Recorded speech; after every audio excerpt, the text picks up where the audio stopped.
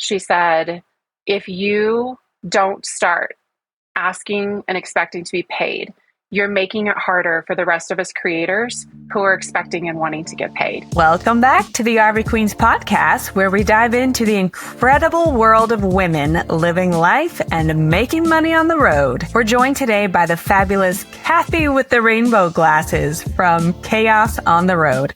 Kathy's here to share her full-time RV journey and how she's mastered the art of creating content on the road, all while balancing work, family, and life in a moving home. In this episode, Kathy talks about how her family got into full-time travel life and the unexpected twists that have come, like her husband losing his job right before their big launch. Oof. But, spoiler alert, that didn't stop them. From work camping to building her own successful VA business, Kathy shares the unique ways they've made it work financially while living on the road. Plus, she dives into her passion for content creation, explaining how she uses trending audio, engages with her audience, and lands paid gigs, all while staying true to herself. So grab your coffee and let's roll. Kathy with the rainbow glasses, welcome to the RV Queens podcast. Where in the world are you today? Colorado. We're in Ouray, Colorado. We've actually been here since mid-May, and we are about to close up our time here mid-October. We came here to work camp for the second summer in a row. So we've all been working our literal heinies off all summer long. And just a few weeks left. Are you ready for the time to be done? Or are you like kind of emotional that it's almost over? It's both. It's both. So Ouray is super special. It just is. We've only been on the road for a couple of years, and cumulatively, we will have spent 9 months here in Ouray out of that 2 years. It was never really our plan to ever be anywhere that long for any, at any one point, but financially necessary for my husband to work. So, but what happened was last year when we came out here for the first time, we fell in love. And so last year was hard enough to say goodbye. And then we didn't think we were going to be back. And now here we are. And so this is like a second goodbye. And it's extra special because it is given even our boys an opportunity to work, which is really rare. Our kids are only 12 and 14, well, the ones that travel with us. So they've gotten to work for 2 summers in a row. They really don't want to leave. You establish relationships here with people, especially when you're working, and it's going to be hard. At the same time, I have stuff I want to see. Like I have places I need to go. Like I said, we didn't plan on being stationary for this long ever when we set out on the road. And so I am ready. I'm nervous, moving fast is a lot. But we've been there. It's kind of like riding a bike. We've been moving so fast this summer that the thought of being stationary for 3 months sounds like heaven. But I know the other side of it too. It's like you get the itch and you're like, I gotta get out of here, man. I can't keep going to the same Walmart over and over. I need something fresh. That lady recognizes me when I come in. Yeah, I know. I'm starting to recognize people's faces. We've been here way too long. It's too long. Yeah, it's too long. If you know where you're going without GPS, I feel like that's like the sign. You've gotten a little too comfortable. It's time to move on. So true. So yes. Yeah. Yeah. A lot of feelings happening. Well, I do want to go back to before you guys were full-time RVers, and you said you've only been on the road 2 years. What led up to you guys making that big life change? We were tent campers with our boys for a few years. And one of the things that we would always do when we would tent camp is we would make sure and book RV sites, because I could only give up so much of the creature comfort. So we'd book an RV site so that we'd have water and electric. That meant that we were always surrounded by what my boys would call at the time camp vans. Any RV that they saw, they just called them camp vans. And so for the longest time, they would ask us, like, when are we going to go on a trip in a camp van? So it was 2019, and my husband and I decided we were going to surprise the boys. And so we rented a Class C. It's a 32-foot mini Winnie. And we parked it down the block. And one of my daughters came over the night before. She helped me stock that thing. And get everything ready for our road trip. And then the morning of, we pulled it into the drive and we woke up the boys and we were like, surprise, we're going on this trip. We took them to Yosemite and Mount Rushmore and Grand Tetons and did that whole kind of, trip, right? It was a 10-day whirlwind.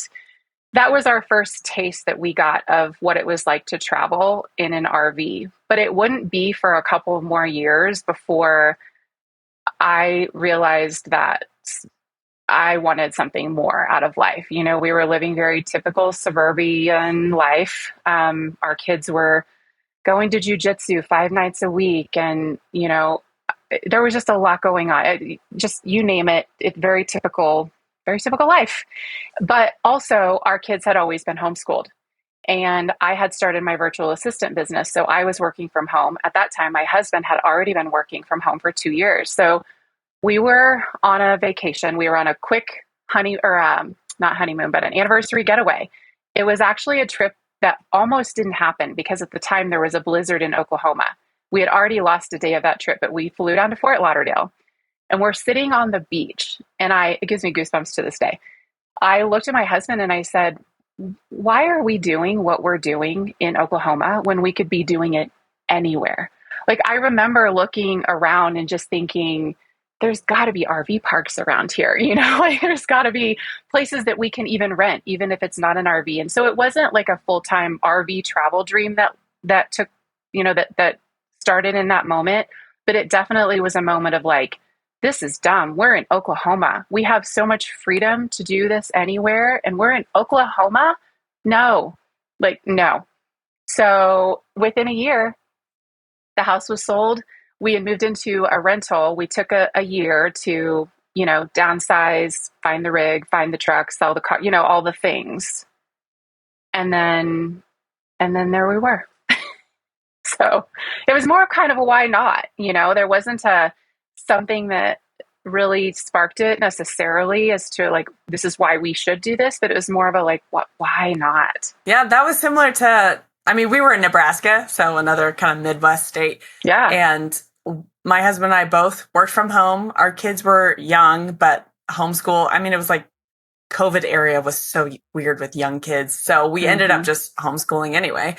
And it was the same feeling of like, why are we here? Like, we hate our lives January through April. Oh, and don't get me started on seasons here. Yes. Oh yeah, and July and August for my entire life. Yeah, no. Yeah, exactly. I love it. And I want to chase the seasons that I love, So you will not catch me in a cold place for longer than like a week. You just won't. Yeah. Like I love like when sweater weather is coming on, and then when it gets about 5 degrees colder, I'm like, deuces. I gotta go. Did that say it's gonna be 50? I think it's time to leave. When sweatshirt turns into sweater, it's a different vibe. Let's switch gears real quick and talk about making money while you travel. You talked about having a VA business, and at the beginning, you talked about work camping in Ouray, Colorado. Tell us all the different types of ways that you've made money over the past couple of years on the road. Yeah, there have been a lot of them. And I will tell you, it wasn't our plan. The way that things have played out, it really wasn't exactly according to our vision. But to back up just a little bit, so we had bought the rig. We had sold the cars. We had our tow vehicle. We had been stationary for a couple of months and we're taking some like practice trips, right, to get ready for our launch. And 3 weeks before our launch, my husband lost his job. So remember, he had been, remotely employed for a couple of years, and that was just not something that we were anticipating. So luckily, I did have my virtual assistant business in place. It was just, I had been a stay-at-home mom for a very long time. Before that, I had run a home daycare business, and I had just felt this need to like do something for myself, like be in charge of something, but not work necessarily for someone. We kind of role reverse there for a little while and almost kind of have ever since, where I've become the primary earner with my virtual assistant business. And then we've been filling in with these work camping opportunities for my husband kind of as they come along. We've done, we're here at a campground in Ouray. So he does all kinds of things around the campground, from Jeep rentals to hotel check-ins to running the store and stocking, and just kind of a lot of everything. I'm working this summer as a server in the restaurant that's on site. First time I've ever worked in food service in my entire life. It is wild. It is wild. But also my husband's done things as far as work camping goes. We've gone up to North Dakota. We've done sugar beet harvest for a month. That was crazy and a really great first experience.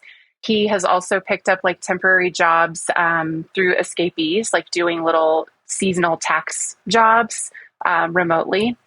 And then, so that's kind of the work camping gist of it. And then, of course, my VA business. And then now I make money from content creation thanks to the RV Queens. Yeah, thanks for the shout out. Well, I was gonna go into the next question here was like, when you started in RV Queen circles, I think you were just kind of getting started with content creation. And, you know, a lot of RVers are attracted to the idea of content creation because you're traveling to new places and seeing cool things. And it seems like, you know, what, before you get into it, just seems like, yeah, of course, this is a natural fit. I'm just going to like post travel content and magically make some money from it. Like, ta-da! Money's raining down on me because I posted inspirational content. Okay, it's not that easy, right? I know. It is not that easy at all. Not what and it's like. I've kind of just like been an observer as you've just grown over the past like several months that I've known you. You've been a really quick learner on how to make money from your content. And I have a few questions for you on this topic, but to start, like, how did you learn all of this? Did you take a course, like pay a mentor? What has been your path so far? I have purchased a couple of resources that I guess you could call small courses. And I'm talking like less than $100 for the most part.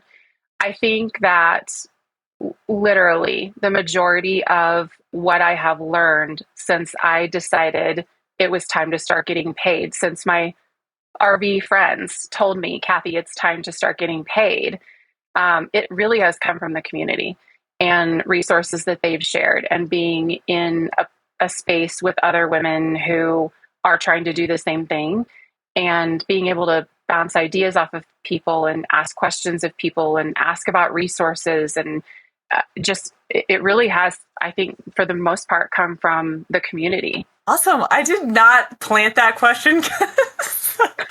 I hope this doesn't sound like a plant to the listeners. I'm like, honestly, thank you for saying that. I didn't know that. So that is you didn't know that? Oh my gosh. No, yeah. I didn't know that. I just want to tell you this one moment because it's super poignant it to me. I'll never forget it. In my very first RV Queens group, Leah from Llama Llama Adventure, you guys all know her, and love her. We all know and love her.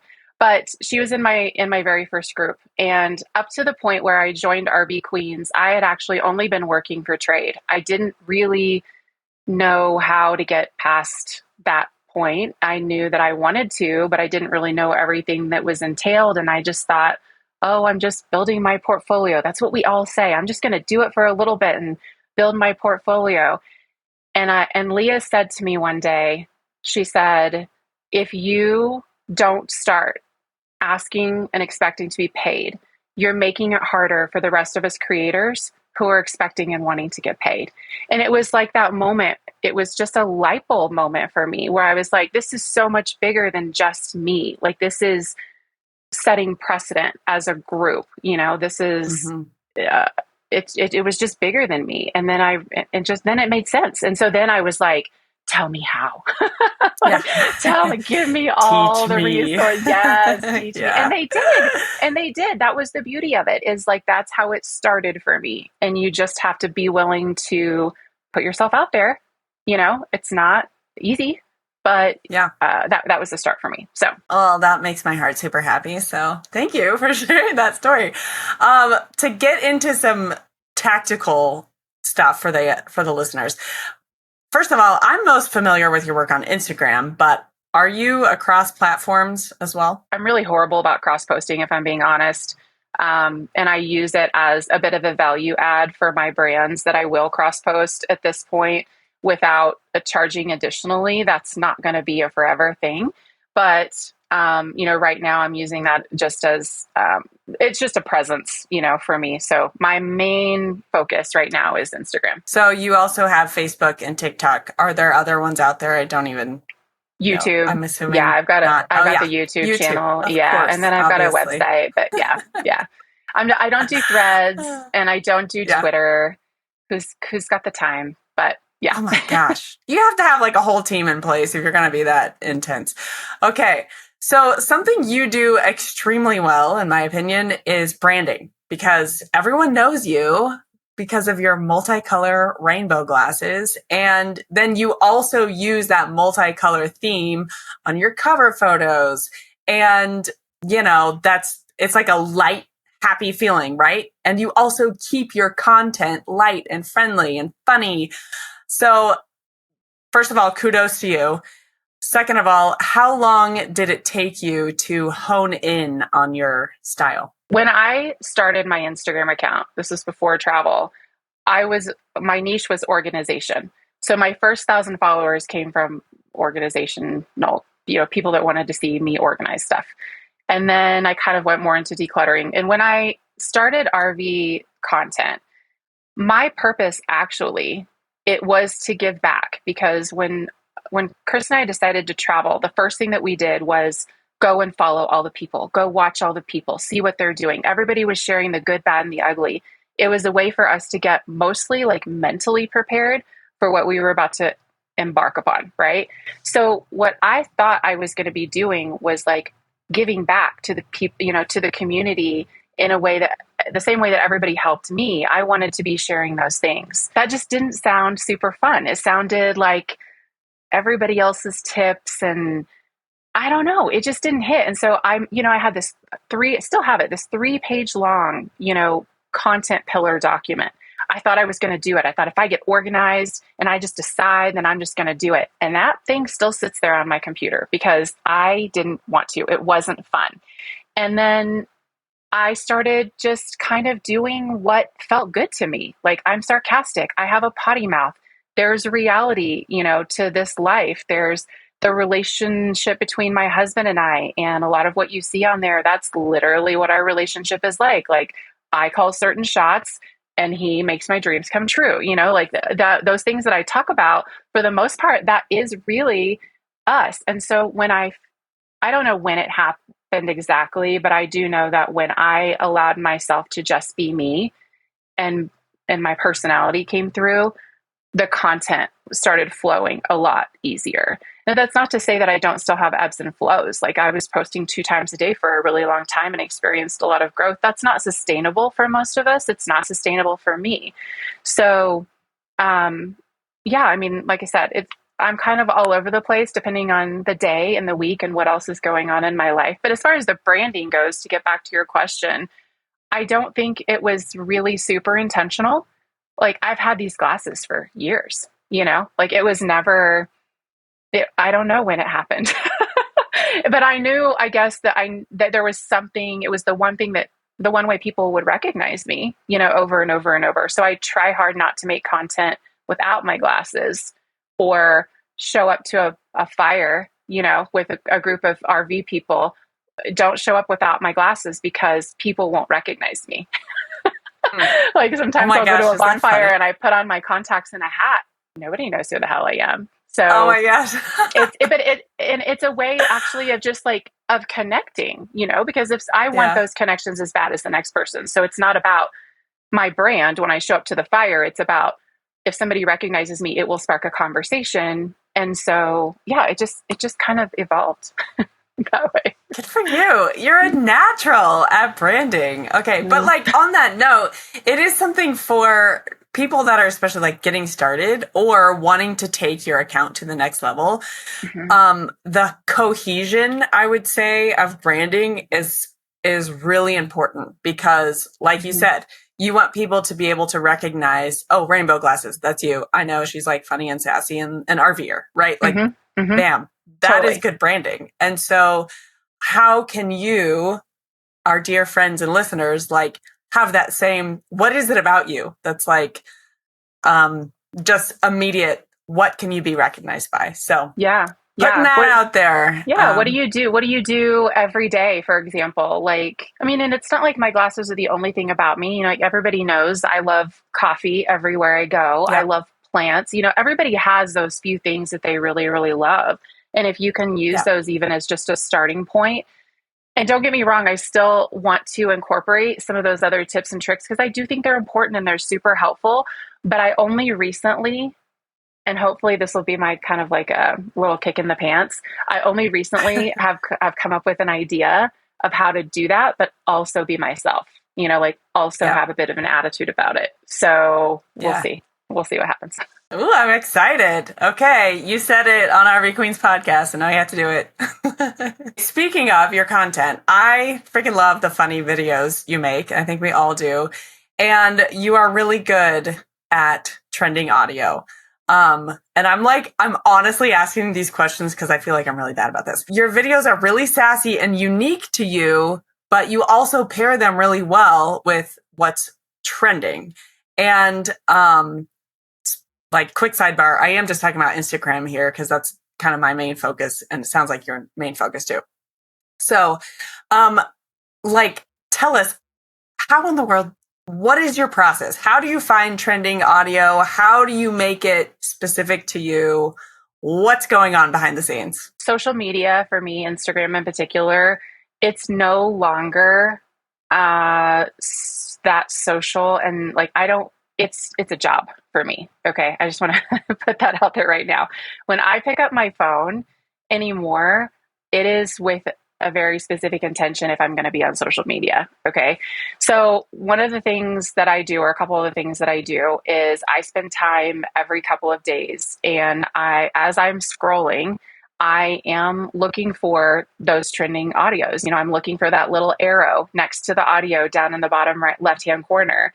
And then when I find one that I like, and it really, I do have to like it, you know, it has to resonate with me at least a little bit. And then I'll go to that sound and I'll see, does it have at least a million? Does the original have at least a million views? And then does that current sound have under 1,000? That's my strategy. So the tricky part about that is that, so then I'll save them into a trending audio folder, but you know, that stuff happens really fast. So you really do have to be doing it every 2 or 3 days, and you can't usually wait that long. If you don't use it, you lose it, you know, because it's not going to work. But then second to that is as I'm scrolling, I like to go watch other people who aren't travelers.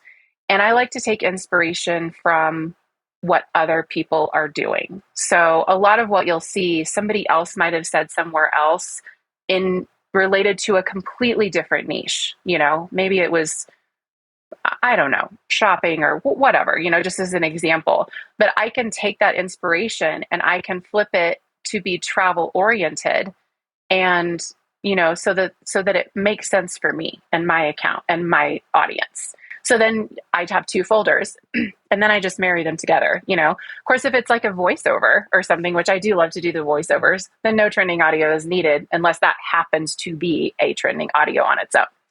But those are the things that I do. Like when I'm on social media, I am purposely engaging to grow my account or to support my fellow creators' accounts. And I'm purposely looking for things that I can use because I know that those things are going to help me grow, help brands see me, help me get paid. The end. When you say you're scrolling your feed, do you mean like the Reels feed? Or do you mean like you open Instagram and that your default feed? Not usually my default feed, because my default feed is really going to be my people, my travelers, you know, my accounts that I like to engage with, that are ones that I like to support, the ones that are often supporting me. So if I want to get inspiration from an outside source, something so that my content is unique to me, I am on the Reels tab because that's where I'm seeing other people that are outside of my niche. And then whenever you say you create boards, are you talking about within Instagram when you save and you can organize it into little folders? Yes, neat little folders. Okay. I love a good organized folder. Yes. Yes, I bet you that's do. exactly You're what a I do. BA. I have a folder for every single state, even, you know, when I see people sharing content, I share it or I save it to the, you know, the right folder for that particular state. So I know when we go through there, these are the, you know, places I'd like to explore too. And then, yeah, for trending audio and inspiration and voiceovers and that kind of thing. Okay, speaking of your organization, how far out do you plan your content? Like, what's your strategy and organization there? Because I know you have like brand commitments and then also, like growth posts / trending Personal growth. audio, Mm-hmm. all of that. What does that look Yeah. like for you behind the scenes? So it's actually been a lot more skewed since I've been more successful with the brand deals, because I do try to prioritize those. I try hard not to post a brand deal more than once a week, but sometimes it's twice, which I'm going to say is a good thing, right? That's a good problem to have. But ideally, I'd like to have a lot of content going out every single day, or at least one thing a day in between all of that, right? Like fun things, engaging things, relatable things. I don't want my page to ever turn into something that's just sales, even though a lot of what I represent is relatable to the community, relatable to my audience. I think it's important to have a good mix there. But gosh, the strategy, like I said, I'm prioritizing making sure my brand stuff gets out according to plan and according to what we agreed on. My personal content is difficult because it depends a lot on my mood lately. And like, you have to be in the right kind of mood if you're going to get on there and try to be funny or sarcastic or, you know what I mean? Like, I think you just have to be in that right headspace. But what I will do is batch. I love to batch content, especially if I've done my hair. So, you can't let a moment like that go by. Kathy doesn't curl her hair more than like once a month. Okay. So, but yeah, and so that's another strategy that I have is I'm not going to just film one reel and it's going to be done. I'm going to do 5 to 7 probably is what I'm going to do. And I'm not going to do the captions and maybe even all of the on-screen text or anything like that, but I'm going to film it so that it's at least in my drafts. So that on these days where I don't feel like it or I don't have time, I can pull from a bank of content that, works. Are you organized to the point where you're like, on Mondays, I post about RV life. On Tuesday, I post about... No. Okay. I wish. I wish. Shaking your head. No, I wish. I mean, you would think with my personality that I would be, but I think it's just reality. It's part of that, like that whole, what you were talking about in the beginning is you think it's just going to be like this, this is you see everybody else doing it. So surely it's just going to be this easy. And it's not. Like, I'm literally working 3 jobs this summer and I'm homeschooling 2 kids and making travel plans for the winter. And that's just not reality for me. But I see other people doing it and I think it's a great idea. And it was part of my original strategy. But I just learned that I have to go with what feels good to me. Otherwise, I'm just not going to do it. So you've said that a couple times now. You found what felt good for you and you kept following it. I think that's hugely important in life and business. For the record, huge fan of that concept. Okay, I have a few more questions for you, but I'm going to save them for the Q&A at the end with the RV Queens. This has been so helpful and inspiring already, Kathy. You are such a gem. So first of all, go ahead and share with everyone where they can connect with you online, and then I will ask you my final questions. Okay, perfect. So Instagram, Chaos on the Road. You will find me because my photo has just me and it's got my rainbow glasses. Also Facebook, it's Chaos on the Road. YouTube, Chaos on the Road. TikTok is chaos.on.the.road. So I had to split it up a little bit, but essentially you can find me there. And then I've got a website. It's chaosontheroad.us. So, which I kind of love, actually. I kind of love the .us. It's fitting. Yeah. Chaos on the road all around the U.S. That's what it makes me think of. Exactly. All right. So for my closing question, I'm actually mixing it up a little bit. And I want to end with what I'm calling a 1-in-1 round, where we each share one book and one tool that we are into these days. Okay. So when I say book, it doesn't have to be a business book. It doesn't have to be anything. Like serious. It could be fun. It could be funny, whatever.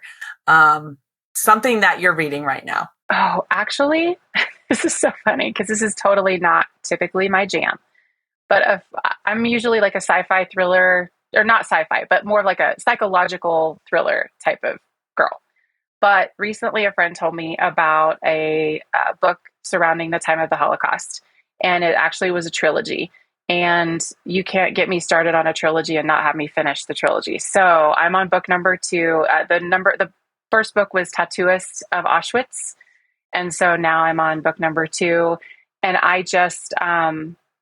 I'm in love. Like the first book, I cried my eyes out, and I'm probably going to do the same for the second 2 books. I don't know. I don't know what this vibe is that I'm in, but I'm here for it.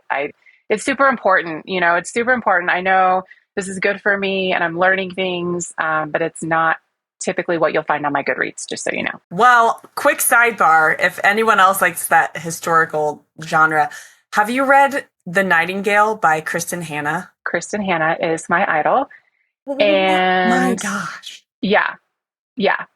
Yes, I have. Yeah. It's just, yeah, you can. You know what I mean? You can. It's yes. like good and intense and just amazing. If someone is looking for a good fiction book, go find that one. I'm actually reading this really random book that I found in like a RV park laundry room, or whatever.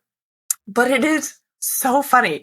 Do you know who Larry David is? No. Well, he was context. like the writer behind Seinfeld. And then he also had Curb Your Enthusiasm. He's like the main guy in that. Whatever. Okay. Really funny. His daughter is like a 20-something. Her name is Cassie David. Cassie with Z's. And she wrote, it's like a book of her essays, and it is freaking hilarious. And it's really fascinating to get inside the mind of a 20-something-year-old these days. It's not my usual read. It's so random, but it's cracking me up. It's called No One Asks for This. In case someone's looking for something random. There you go. Noted. I mean, sometimes we all need to just laugh for a while, right? And get out of our serious modes. And my husband's in bed. My husband's like reading this very serious, I don't even remember what it is. Probably like a historical fiction or something. We both read in bed before we go to sleep. Anyways, same. And I'm over here like, he's like, you're totally harsh on my vibe. I'm like, this girl's so funny. Read the room, Kate. Read the room. I know. I'm sorry. Now, I'm curious to hear about, I'm calling it a tool, something that's changing your life right now. It doesn't have to be an RV tool. It could be a kitchen gadget or a type of shoes or like a tech tool. I don't know, whatever. Something that's just like you're obsessed with right now. As of yesterday, it was my new tankless water heater. Because I get to take baths now in my RV. No, we had like this old school style, water heater. It was like 12 gallons. We have this bathtub in our RV. We've always had one, and I could never use it because there was never enough hot water. So we got a tankless water heater, and now I get to take baths. Before yesterday, when that happened, it honestly was another appliance. You can tell my age, I think, by the things that make me really excited, but that's okay because my convection microwave, I can cook my sourdough in it and it doesn't heat up my house. And I was so intimidated by that appliance. I made my husband learn how to use it first. And I said, I'm not reading instructions. I just need you to tell me how to use it, show me exactly what buttons, and then I'll be fine. That thing is so easy. I can do anything in that. And so if it makes my life easier, I'm here for it. # mom life. Oh, you just made something easy for me? Thank you. Take my money. I know, please. Speaking of like asking brands to take your money, Xero shoes, Xero.